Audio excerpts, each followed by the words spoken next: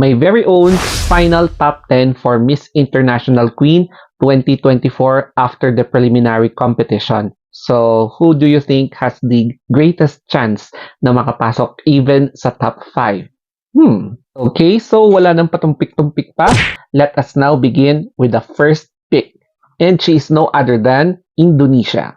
So, when I watched her doon sa preliminary competition, one thing that I can still remember from her ay yung kanyang talent. So, kumanta siya kasi sa Q&A or sa speech.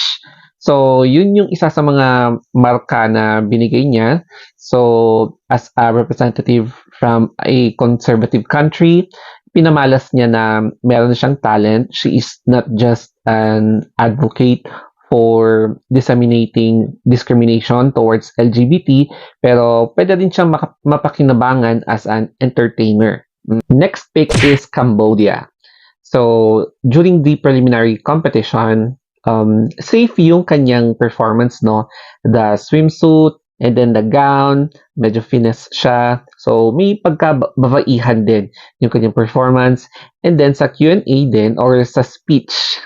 So, sa speech naman, carry lang, safe talaga yung ginawa niya. So, I believe, yan, hindi na ako masusurprise if ever na makapasok siya sa top 10 or top 15. Dito naman tayo kay Puerto Rico. During the swimsuit and the evening gown competition, syempre naman, pinamalas niya yung kanyang pasarela, yung kanyang signature walk, yung kanyang confidence, the stage presence. And then, medyo na-impress ako sa kanyang speech. It's because medyo okay, medyo significant yung kanyang mga advocacies, campaigning for LGBT rights. So, malaki yung ginagawa niyang campaign sa kanyang country. And then, she enlightened us regarding yung kanyang bravery, yung kanyang pagiging selfless, hindi lang bilang isang activist, kundi marami siyang tinutulungan ng causes. For Mexico, pinamalas niya yung kanyang pagka-finesse, no? There's a soft side of her na nag-i-sparkle sa kanya, especially sa swimsuit and then sa gown na medyo elegant din yung pinamalas niya. Tapos dun sa speech, even though she used Spanish, yung pagka-translate is she shared na medyo challenging din ang mga life ng LGBT, especially sa country niya, kasi may mga factors to consider such as yung mga laws, tsaka yung culture doon na medyo conservative din, na may pagka-similar din dito sa Pilipinas. And then for Peru. So for me, medyo maganda rin yung pinakitang performance ni Peru dun sa swimsuit wherein she exudes confidence. Tapos, makikita mo rin na maganda yung stage presence niya. Tapos, timplado niya rin yung kanyang pasarela sa gown. So, may mga makikita ka rin sa comments na nagandahan sa performance niya. And then, dun sa speech niya, shinare rin niya, pero ginamit niya ang English, na yung nakaka-touch is that, nakaka-touch ba? Basta, yung shinare niya about sa law, na sabi daw ng officials doon sa country niya na medyo it is a considered disease daw ang mga LGBT doon sa country niya, which is nakakalungkot, and yun ang gusto niyang i-share sa atin na medyo very challenging ito para sa kanya from this particular conservative country din. I also chose Venezuela as one of my top 10 picks. Parang sa akin, there is a mysteriously strong aura na mafe-feel mo whenever na lalabas siya sa stage. So, medyo safe din yung ginawa niyang performance sa both swimsuit and sa gown.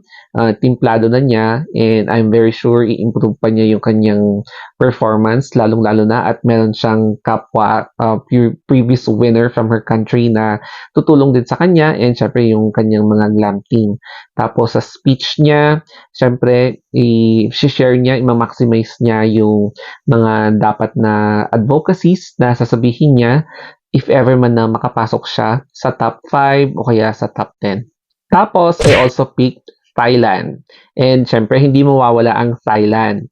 Kasi, lagi nilang pinag-aaralan yung runway, speech, and syempre, it will not be a surprise para sa akin if makakapasok ang Thailand all the way sa top 5 or even top 3.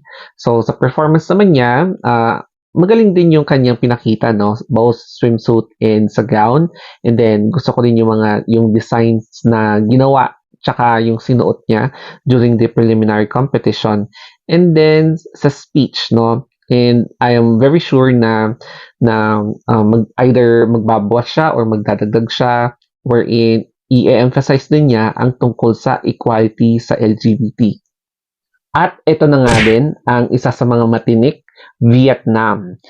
Siya yung isa sa mga pinakamalinis na performance during sa evening gown and swimsuit.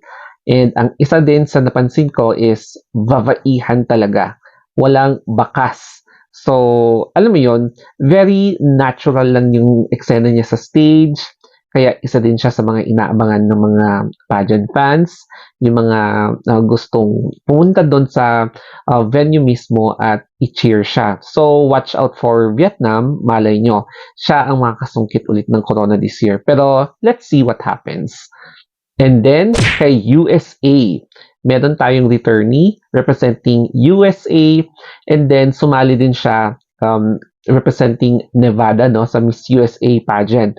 So, basing sa kanyang experience, marami siyang bit-bit, and then never underestimate USA kasi kung may Vietnam, meron ding USA na bigatin. Tsaka dun sa kanyang speech, very instrumental yung kanyang life story, backstory, wherein nakaranas din siya ng discrimination, and then yung kanyang passion sa paggawa ng mga fabrics, mga gown, mga designs niya, naka-inspire din, no? Tsaka yung influence niya sa social media. Kaya full package din ang USA. At syempre naman, the glamorous face, Philippines. Ang ganda ng Philippines sa kanyang pinakitang performance in both swimsuit and sa gown, no? So, pinamalas niya yung tatak KF na yung trainings ng kagandahang float sa kanya. Alam mo yung pasway, yung patalikod, side, mga ganyang kaimehan na, na eksena sa runway. So, na-execute niya ng maayos. And especially kapag nakabuka yung bunganga niya, nakikita mo talaga yung resemblance ni Pia Wurtz ba? So, isa din siya sa photogenic na batch na ito. Kaya napili siya as the glamorous face during the preliminary competition. So, kakaiba din yung aura niya, no? Lalo na kapag mag-smile. So, yes, Philippines is also my pick as part of the top 10 after the preliminary competition ng Miss International Queen 2024. By the way, Miss International Queen is the transgender version of Miss Universe o kaya Mr. Supranational, Mr. International. So, ito yung pinaka-ultimate na international trans pageant para sa mga kapatid nating transgenders. And marami pa rin ang nabibighani, no, sa comment section kasi ang akala nila ibang pageant na naman ng mga straight female. Pero hindi sila aware na mga trans na mga representatives from different parts of the world ang kalahok sa pageant na ito. So, sana nagustuhan nyo itong top 10 ko. You may omit some of my picks and pwede naman kayo magdagdag and highlight nyo na lang sa comment section. So, if you want more pageantry vlogs like this, my reviews, syempre, follow nyo na lang ako kung nagugustuhan nyo yung mga presentation ko, especially sa IG natin. Okay, so thank you so much and bukas ulit yung full performance after the pageant. Mwah!